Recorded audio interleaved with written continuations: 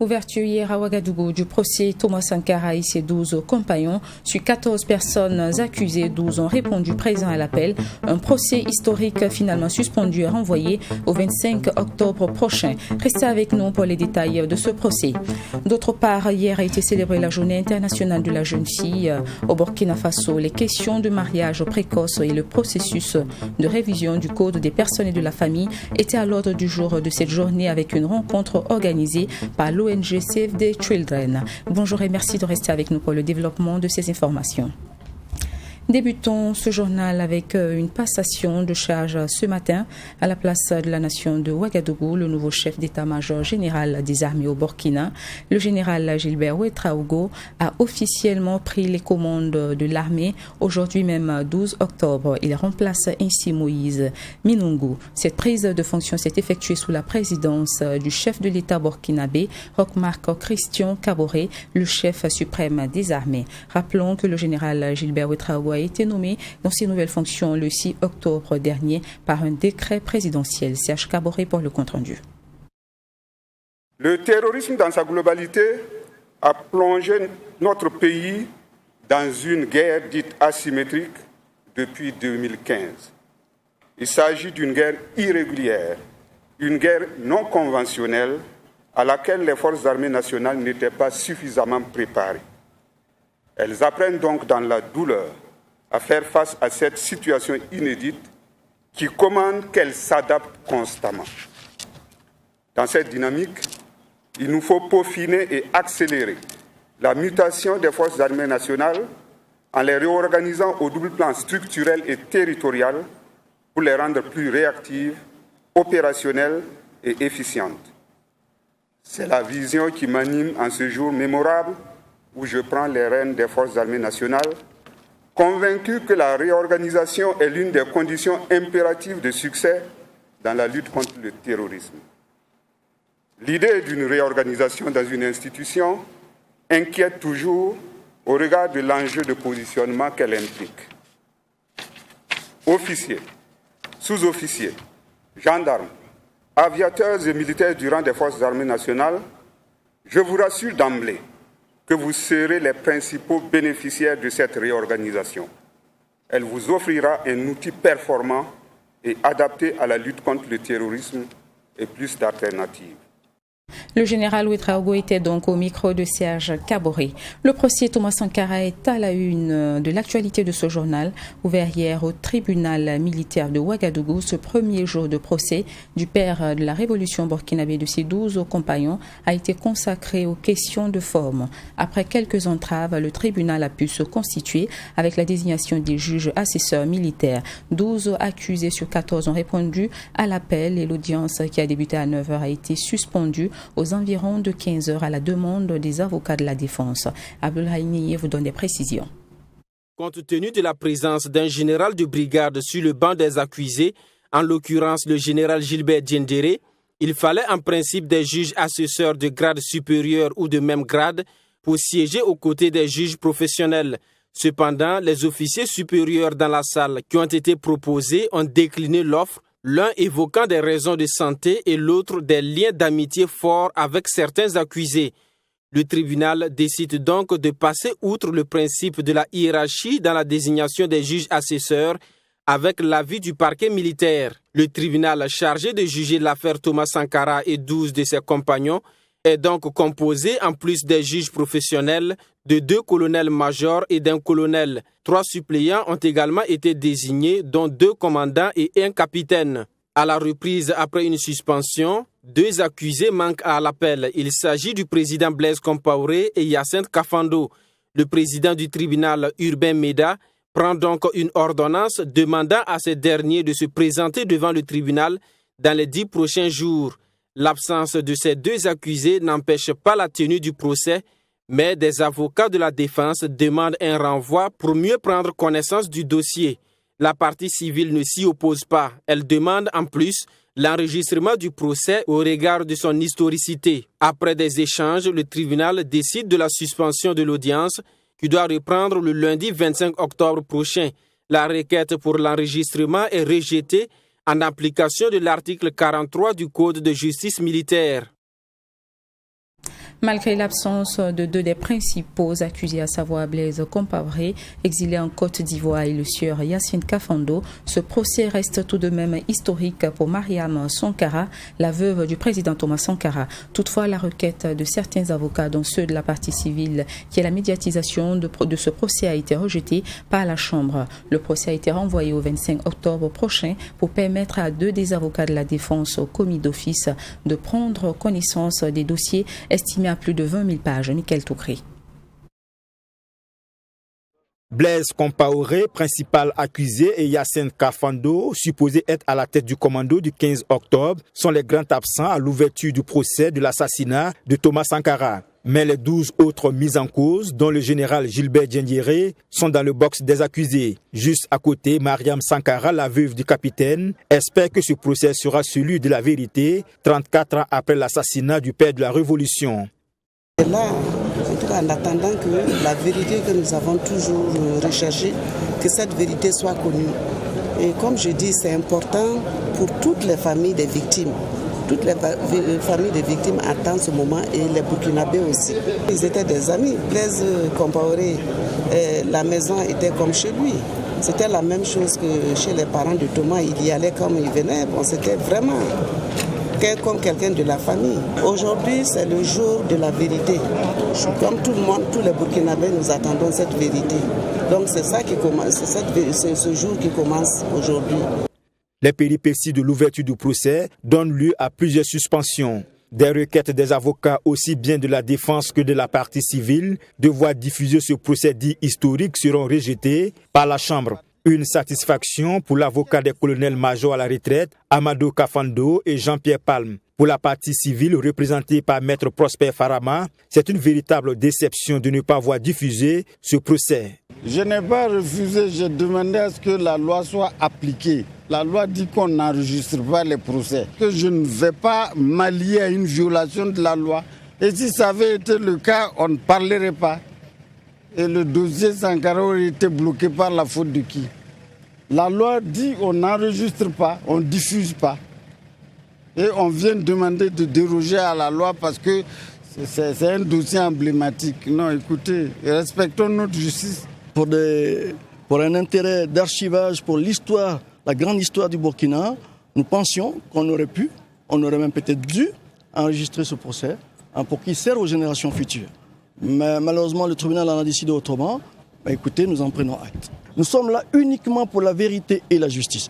Donc nous attachons du prix à ce que les droits de toutes les parties soient respectés. C'est pour cela d'ailleurs que nous avions souhaité que Blaise Compaoré puisse comparaître, mais dans le respect entier de ses droits, donner sa version des faits, et que s'il est coupable, il soit condamné, et que s'il est innocent, il soit innocenté. À ce procès assassinat de Thomas Sankara et ses 12 compagnons, 14 personnes sont inculpées. Une soixantaine de témoins seront appelés à la barre. Le procès a été suspendu et reprendra le 25 octobre prochain. Gilbert Diendéré et Blaise Compaoré dans ce procès sont poursuivis, entre autres pour attentat à la sûreté de l'État, complicité d'assassinat et recel de cadavres. Un rapport donc avec cette actualité du procès historique, nous vous proposons la réaction de l'avocat de la famille Sankara, Maître Benewende Stanislas Sankara. Il appelle les membres du tribunal à un devoir de conscience pour la réussite de ce procès. Vous entendrez également les proches de la famille Sankara et la réaction de quelques citoyens. Ils sont au micro de Michael Toukré. C'est interpeller chaque membre du tribunal militaire à un devoir de conscience, de s'interroger sur les faits pour permettre au tribunal d'en tirer les conséquences en droit. Donc pour nous, en tout cas pour moi, en tant qu'avocat, c'est la bonne preuve que tous les principes qui gouvernent le procès judiciaire sont ici respectés. Et il faut le dire, il faut le souligner avec force. L'ouverture donc de ce procès, déjà, c'est un sentiment de satisfaction parce que si depuis plus de 30 ans, Les gens ont toujours réclamé et continuent de réclamer que justice soit rendue au nom donc de Feu Sankara et ses compagnons assassinés le 15 octobre. Donc déjà, c'est un sentiment de satisfaction qui m'anime le fait d'être présent ce matin ici. Donc c'est quelque chose de très important de savoir la vérité de pourquoi il a été tué, qui sont ses assassins. Et vraiment, avant d'aller à la réconciliation, nous voulons la vérité.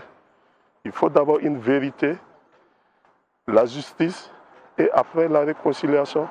On ne peut pas pardonner à quelqu'un, on ne sait pas qui l'a tué, et qui sont les auteurs et pourquoi il a été tué.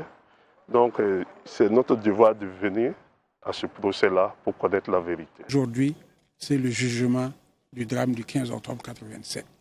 Nous devons fonder un grand espoir en la réconciliation à travers cette manifestation de la vérité. Parce qu'il y a eu trop de mensonges et il y a eu beaucoup de vérités partielles.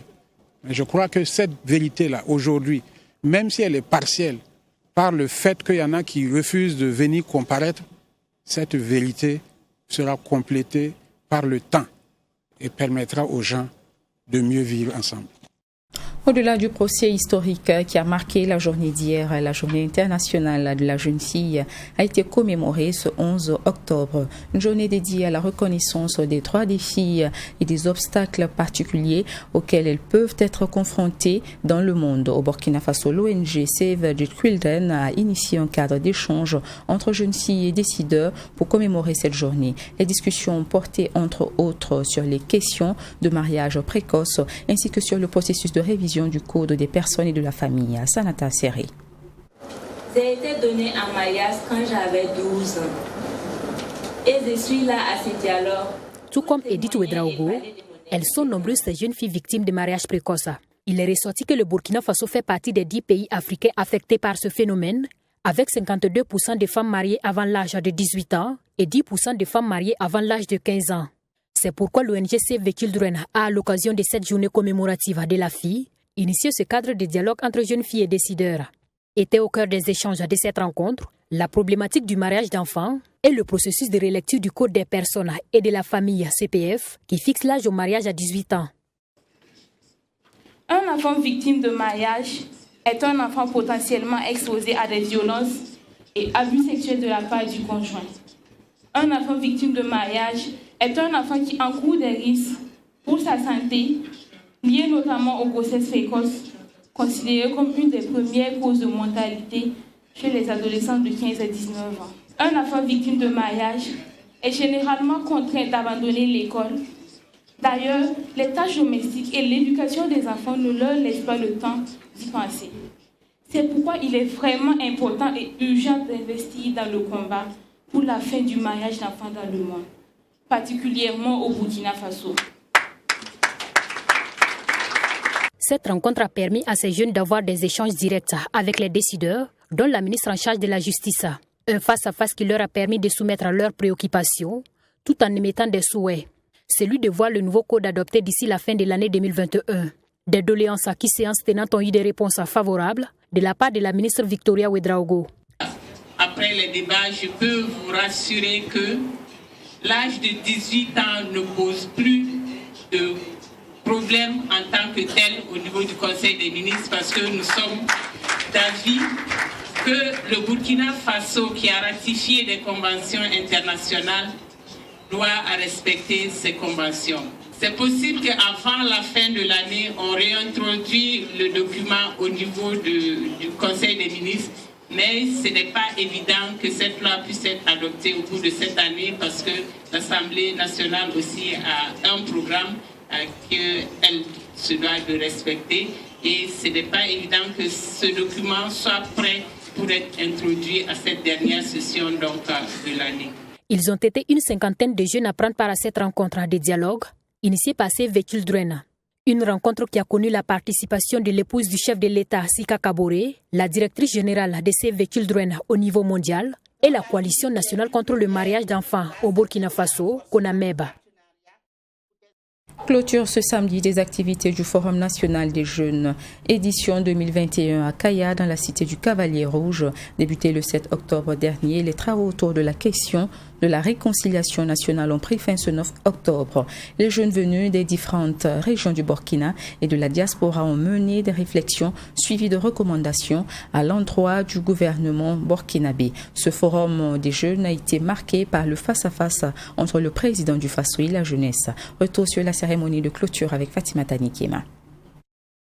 Cette cérémonie de clôture, marquée essentiellement par des interventions, a permis aux différents participants de s'exprimer face au chef de l'État burkinabé et son gouvernement. À tour de rôle, les représentants des différentes corporations de jeunes ont égrené les difficultés qui sont celles de la jeunesse burkinabé avant de formuler des recommandations adressées au président du Faso.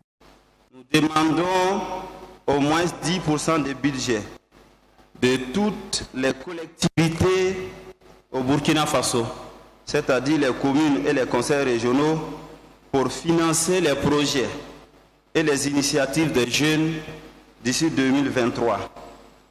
Ça va permettre aux jeunes de bouger et les permettre de contribuer donc à la dynamique du développement national.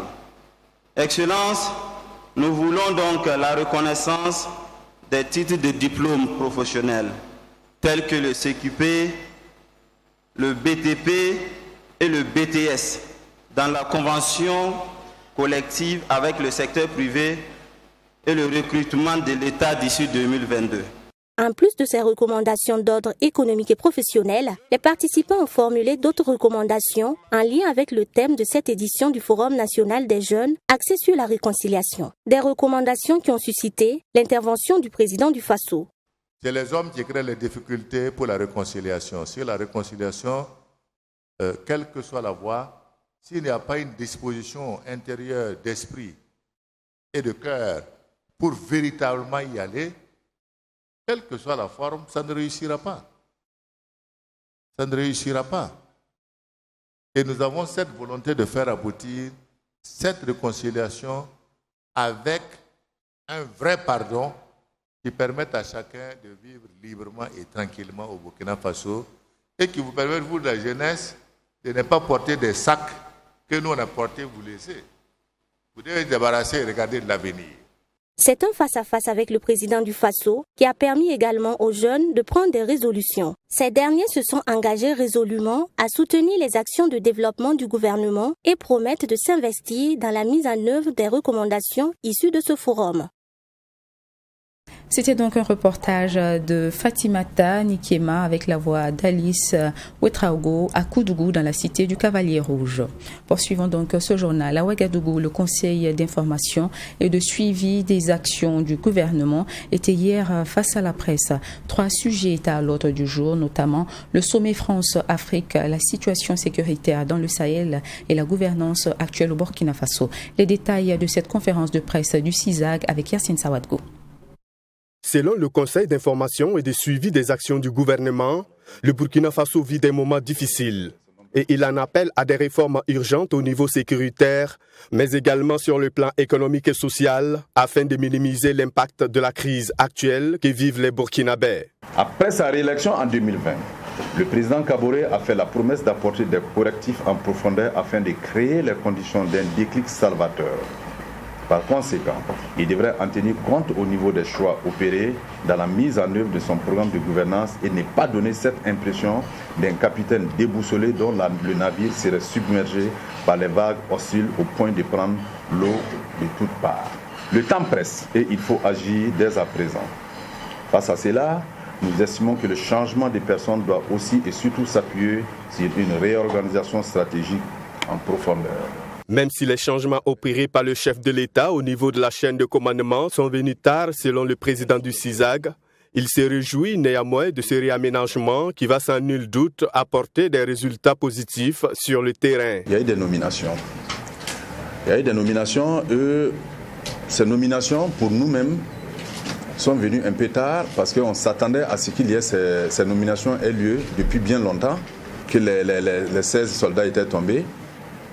Alors donc, vous avez vu le cas des choses, avant le cas de Yurgou, le cas de Yurgou, alors donc il y a eu tellement de spéculations où on avait trouvé que les responsables actuels de l'armée ne maîtrisaient plus la situation.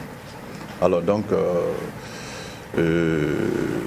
ça avait été vraiment un tollé populaire où les gens vraiment se sont beaucoup indignés. Le Conseil d'information et de suivi des actions du gouvernement s'est indigné du choix des représentants des organisations de la société civile burkinabé au sommet France-Afrique à Montpellier. Et pour une stratégie de lutte efficace contre le Covid-19, les conférenciers estiment que le vaccin ne doit pas se faire par obligation, mais volontairement. Parlons d'automobile au Faso. Le groupe CFAO Motors Burkina a présenté samedi dernier 2 nouvelles marques de véhicules. Il s'agit des voitures Toyota Starlet et Toyota Corolla Cross. Pour les responsables de cette marque d'auto, ces automobiles sont adaptées au contexte citadin burkinabé et cela aussi bien dans le rapport qualité-prix. Ce qui sera pratique pour les Burkinabés permettra également de réduire l'importation de véhicules d'occasion. Abdoulaye Migné. Permettre au cadre moyen burkinabé d'avoir un véhicule neuf, de qualité et à moindre coût, c'est l'objectif que s'est fixé CFAO Motors Burkina. C'est pour concrétiser cela qu'il a présenté ces 2 nouvelles marques, la Toyota Starlet, conçue pour le milieu citadin, et la Toyota Corolla Cross, adaptée aux pistes rurales. Pour le directeur général de CFAO Motors Burkina, l'objectif est de répondre aux besoins des populations qui se tournent de plus en plus vers les véhicules d'occasion avec les risques que cela comporte. Ces véhicules qui sont conçus pour avoir des prix abordables sans sacrifier le confort, la sécurité et les contraintes aujourd'hui de pollution ou plutôt d'absence de pollution. Il y a comme une invasion des voitures d'occasion, pas parce que les gens veulent de l'occasion, mais tout simplement parce que les occasions arrivent à des prix qu'ils peuvent payer, je dirais. Et aujourd'hui, notre objectif, c'est de dire aux gens, vous pouvez,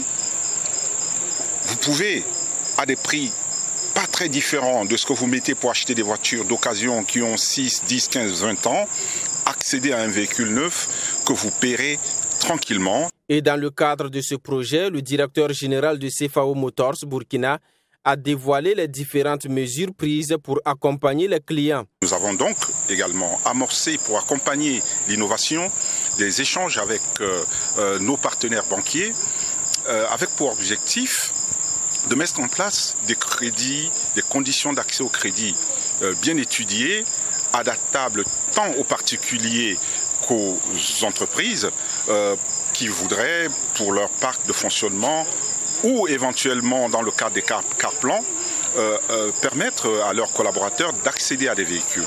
Donc avec ces banques, nous avons déjà trouvé des accords qui restent à peaufiner.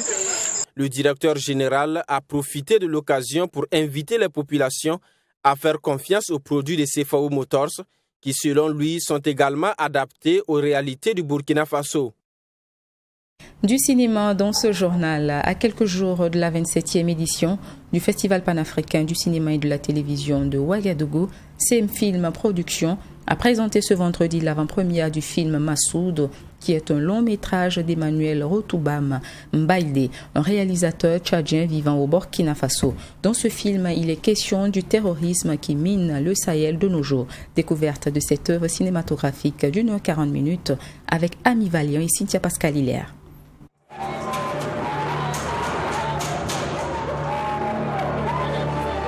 Le film Massoud dépeint en images une histoire authentique et réelle sur l'extrémisme religieux nourri par les discours radicaux qui endoctrinent certaines populations issues des zones d'insécurité au Sahel. Ce long métrage nous plonge dans le quotidien d'une famille partagée entre les discours pacificateurs et modernes du père imam du village et les agissements de son fils en proie aux discours radicaux et violents. Le film se veut un outil de sensibilisation sur l'insécurité et l'extrémisme violent qui minent le Burkina Faso et la région sahélo-sahélienne. Et pour le réalisateur, ce film s'interroge sur l'apport de tout un chacun pour la préservation et la promotion du vivre ensemble. Je me suis dit, moi, en tant qu'individu, je me suis rapproché davantage de ces termes-là, de terrorisme sur le plan international, à la connaissance justement d'une date macabre qui est le 11 septembre 1999, qui a rendu célèbre justement Ben Laden. Je me dis que je vais poser ce propos-là comme ça au Sahel, nous concernant, en Afrique, et pourquoi pas pour le monde aussi. Mais Massoud restera le point de départ de cette idée. pour que le monde entier se rende compte qu'il y a eu d'abord un commandant qui a lutté contre ce fléau. Cette projection a aussi et surtout permis de présenter les acteurs qui ont travaillé sur le film. Une aventure enrichissante mais aussi éprouvante selon Massoud Bari, acteur principal du film. Pour la première fois, il faut comprendre que ce n'est pas du tout aisé. J'ai déjà joué dans des films, mais c'est des rôles petits ou des rôles secondaires. Mais là, je porte tous les films sur moi, donc le rôle principal. Donc du coup, forcément, ça change, ce n'est pas la même chose. Donc j'ai eu beaucoup de difficultés d'abord dans le jeu d'acteur, mais grâce à la maestria du réalisateur, les choses sont allées dans l'ordre, c'était bien. Et puis, il fallait vraiment faire un don spécial de soi aussi. C'est donner à fond la caisse. Et donc, du coup, c'était pas simple. Mais après, bon, c'était que du jeu. Un don de soi qui déteint sur le rendu et donne un cachet particulier au film, se réjouissent les cinéphiles conviés à cette avant-première. Et pour le film que je viens de regarder, le film d'Emmanuel Mbaïdé, j'ai vraiment aimé déjà le jeu d'acteur au fait des acteurs en question et surtout l'image. Je pense que ce film mérite un prix au Festival. C'est un film qui m'a d'abord attiré par le titre. Et le thème que le film traite, c'est un thème vraiment d'actualité. Nul ne peut ignorer que le terrorisme sévit un peu partout dans le Sahel de façon générale et dans le monde en particulier.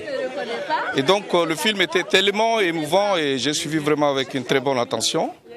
Je suis marqué également par les interventions des différents acteurs, surtout l'acteur principal qui a joué très très bien son rôle.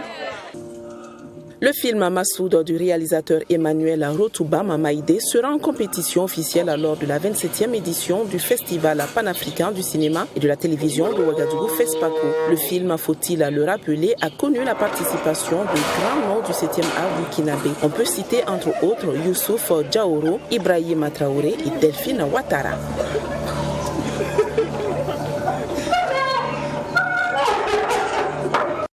Et du football pour clore cette édition avec la 4e journée des éliminatoires de la Coupe du Monde au Qatar 2022.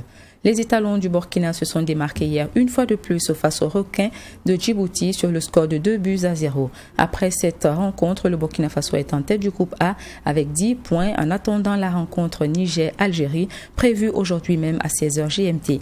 Pour l'instant, retour sur la victoire hier des étalons face au Djibouti avec Assami Thiemtoré. 3-0. Lors du match aller disputé il y a 3 jours, les hommes de Kamomalo ont remis le couvert en l'emportant 2-0.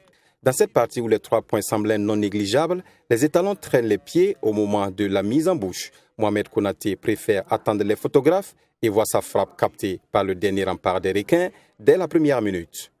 Nullement complexe étalon pour les étalons, score qui sonne du reste la première période. De retour des vestiaires, les étalons n'ont besoin que du premier quart d'heure pour enfoncer le clou. Sur un service de Zakaria Sanogo, Faisal Tapsobassi prend à 2 reprises pour doubler la mise dans cette partie. Son 3e but en 2 confrontations face à Djibouti. Certainement l'homme en forme de ces 2 matchs, Faisal manque de peu le doubler, mais sa bicyclette passe à côté. L'essentiel étant acquis, les poulains de Malo gèrent sereinement et manquent par moments de belles opportunités d'alourdir le score, avec notamment Yacouba Sogné qui reçoit malgré tout les encouragements de. Et c'est sur cette victoire des étalons face à Djibouti que nous achevons cette édition. Restez avec nous pour la suite de nos programmes sur Tré TV.